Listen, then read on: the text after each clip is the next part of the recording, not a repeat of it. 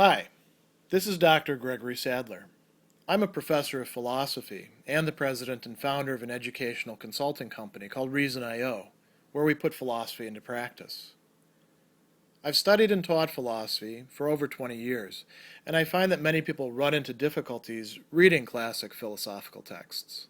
Sometimes it's the way things are said or how the text is structured.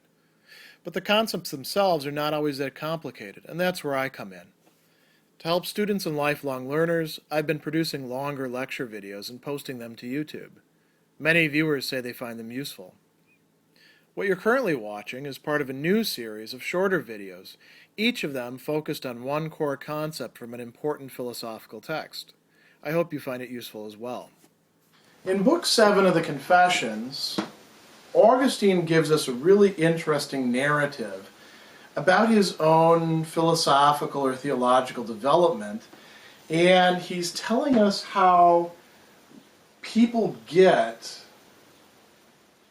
questions, problems, issues about evil wrong, and he's saying, I myself got those wrong. Here's how my thought processes were going. Here's why I was, as he says, inquiring into these questions of evil in an evil way, in a wrong-headed way. So he's saying that he heard some doctrines that were sort of satisfying to him, but didn't really go all the way to the bottom.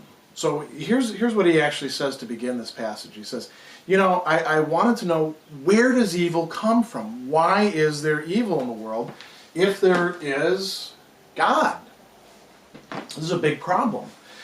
And I heard from some people that evil comes about because we make the wrong decisions. It comes through wrong use of the will. We choose the things that we shouldn't choose, and we don't choose the things that we should choose, and we have the freedom to do that, and so it's our own damn fault when we do that, right? And then God punishes us, or the gods, or pick whatever you want, the universe, the order of providence, punishes us for making these wrong decisions, so that's our fault too. And Augustine says, that doesn't really cut it for me, because who made me that way in the first place? And if we do this in sort of a traditional Christian cosmology, you can sort of push things back and say, well, the devil puts bad suggestions in people's minds, and then they follow along with them. And, well, how'd that guy go wrong? How'd that angel go wrong? Sooner or later,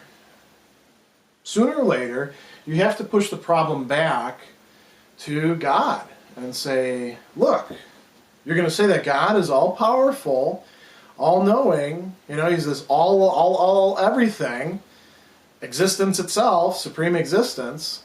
So why is there evil? This is a big problem. So Augustine is going to offer us an account of how not to address this problem and get a satisfactory answer. He says, I thought to myself, just imagine everything. Imagine the totality of all created being, all that is, trees, mountains. We'd imagine cell phones and bookshelves and subways and roads and skies, and pick whatever you like. We have a much better, knowledge of the universe than Augustine himself did. So just imagine the entire cosmos, right? And we're this tiny little speck in the middle of it. That doesn't matter. Imagine all that. Now bring it before your mind as one gigantic totality. Augustine says, God is greater than that. So God is kind of like something, transcending that. So not all of being, not all of existence is in the universe. As a matter of fact, created being, he says, is kind of like a sponge. It's full of holes, and God sort of penetrates everywhere. So it's like a super sponge. And later on he will say this isn't the right way to conceive of God, but this is the way that he's understanding God at that time. So this brings up a big problem. Where the hell does evil come from? Can it come in from the outside? Remember, God's supposed to be totally good. God's creating everything. God, interpenetrates everything. So there's really no outside for evil to come in. Because there isn't an outside. Beyond created being and the transcendent God, who somehow encompasses it, that's it. That's the totality of reality. There isn't anything, there's no multiverse, because if there was a multiverse, that would be inside here. So this isn't going to work. Too bad, because that would provide an explanation for where evil comes from. And then Augustine says, that's a big problem. You know why? Does that mean that evil is actually nothing? But wait a second. We experience evil. We fear evil.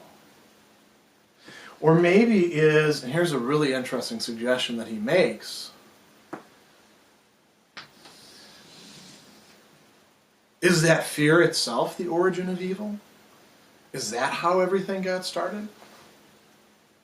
But that he doesn't actually trace this out. That really wouldn't work, because fear of what? Fear of evil, of something that's bad, of something that's destroying, corrupting, perverting, something that is opposed to what is good, what is what ought to be. So keep these in the back of your mind for a moment. Now he explores some other possibilities. He says, well, we know that there's evil, right? We're fine with that. We're not going to say that it just sort of popped out of nothing, because, nothing comes from nothing. It's not just popping out of our fear, because what is our fear of in order to make that happen? Maybe it's God's fault still. So God, through his creative activity, created everything that is.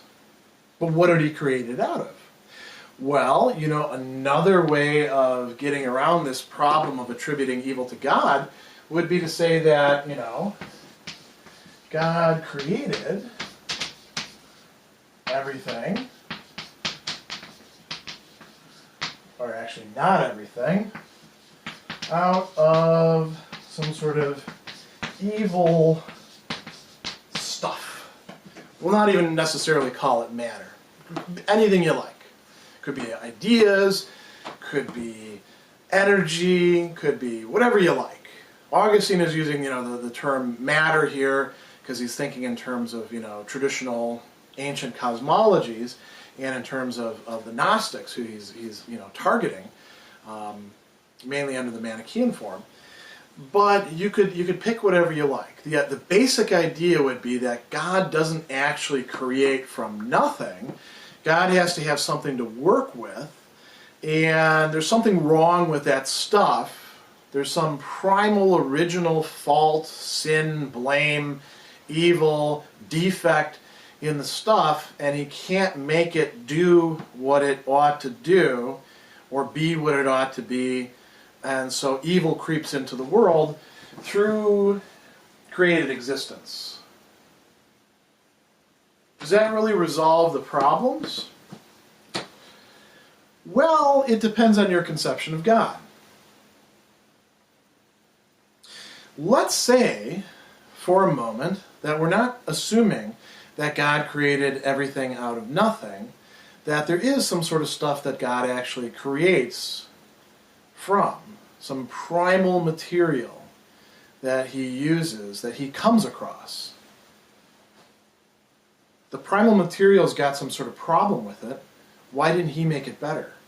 If he's omnipotent, if he's omniscient, if he's all good, why didn't he take that original goop or lattice work, or pick whatever you like, and fix it?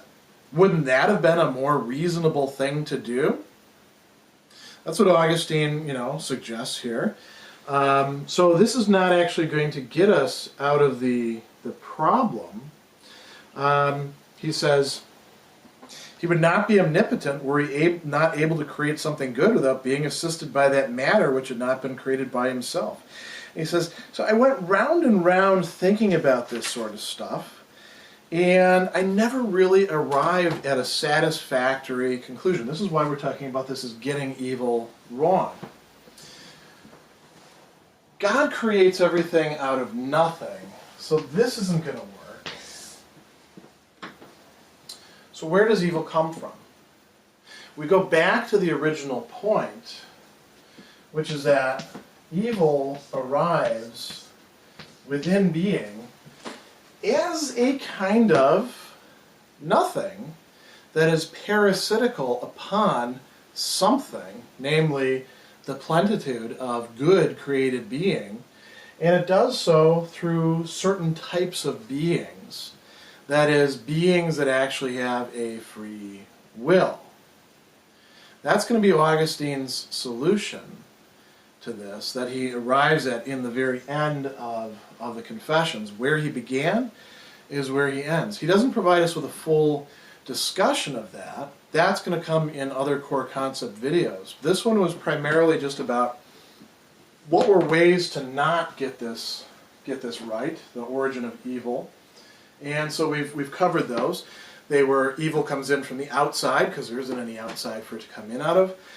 Evil comes about because God has crappy materials to begin with and isn't able to actually make them work. That's not going to work either.